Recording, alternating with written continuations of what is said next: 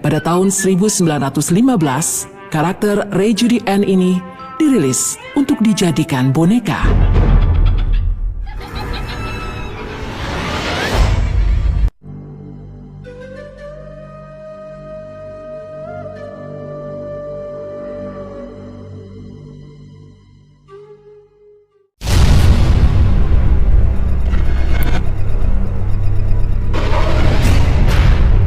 Annabelle. Siapa yang tidak mengetahui boneka Annabelle?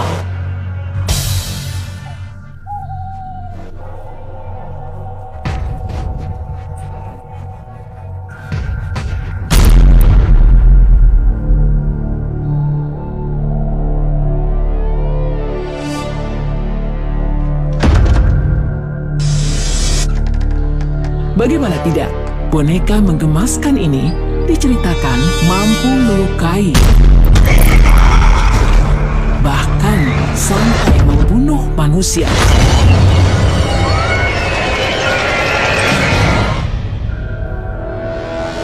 Boneka ini digadang-gadang dimasuki oleh makhluk yang sangat kuat. Banyak yang percaya boneka ini dimasuki oleh iblis. Boneka ini nama sebenarnya adalah Ray Judy Ann. Karakter Ray Judy Ann adalah karakter dalam cerita anak-anak yang populer pada tahun 1880 sampai tahun 1938. Cerita anak-anak ini dibuat oleh Johnny Gruelle. Dan pada tahun 1915, karakter Ray Judy Ann ini dirilis untuk dijadikan boneka.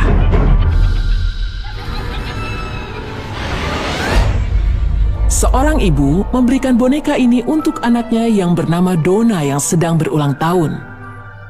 Donna akhirnya membawa boneka ini ke apartemen tempat tinggal Donna bersama dengan Angie, teman kampusnya. Menurut cerita, Annabelle mampu berpindah-pindah lokasi dalam apartemen Donna. Bahkan pernah menyilangkan kakinya. Kejadian ini tidak sampai di situ saja. Annabelle juga kerap membuka pintu kamar. Donna dan Angie juga pernah menemukan tulisan, "Help us," "Help Lu," atau "Tolong kami," "Tolong Lu." Lu saat itu menjadi tunangan dari Angie. Tulisan ini berada berdekatan dengan posisi Annabelle waktu itu.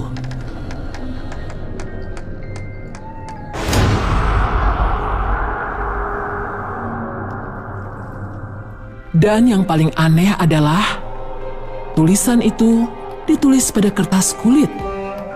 Bahkan kertas kulit ini tidak ada di apartemen, atau mungkin tidak digunakan pada zaman itu.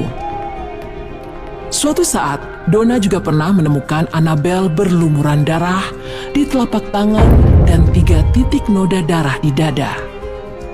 Bahkan Lu, tunangan Angie pun beberapa kali diganggu oleh Annabelle. Lu tinggal baru-baru saja sesaat setelah melamar Angie. Dan seketika Lu tahu ada yang tidak beres pada boneka Annabelle. Ditambah dengan cerita dari Angie tunangannya, Lu percaya bahwa boneka ini dirasuki oleh arwah jahat. Dan saat itu juga, Lu menjadi target Annabelle. Pada saat tengah malam, Lu terbangun dan melihat di ujung kakinya terdapat boneka Annabelle yang terlihat seperti sedang mengawasinya. Lu mengira itu hanya mimpi. Selang beberapa waktu, Lu terbangun lagi, namun tidak bisa menggerakkan tubuhnya karena saat itu ia dicekik oleh boneka Annabelle itu. Karena merasa terganggu, Donna dan Angie pun memanggil Ed dan Lorraine Warren untuk menyelidiki kasus ini. Ed dan Lorraine Warren memanggil pastor untuk membersihkan apartemen mereka. Boneka Annabelle ini dipercaya dirasuki oleh roh Annabelle Higgins yang meninggal di lahan apartemen mereka dan ingin mencari manusia untuk dijadikan inang barunya. Karena itu, Ed dan Lorraine menempatkannya di rumah Ed dan Lorraine di Monroe, Connecticut. Ed Warren percaya bahaya yang terdapat pada boneka ini. Pada perjalanan pulang, Ed dan Lorraine Warren memilih jalan yang sepi, bukan jalan utama yang besar dan ramai. Karena mereka takut, boneka ini akan berulah di jalan. Dan benar saja, pada saat perjalanan, mobil mereka sering kali mati sendiri. Bahkan yang paling parah adalah rem blong. Pada saat itu, Ed menepi dan mengeluarkan air suci untuk disiramkan ke boneka itu. Dan setelah disiramkan air suci ini, mobil mereka baik-baik saja. Sesampainya di rumah, Ed dan Lorraine Warren menempatkan sementara di meja.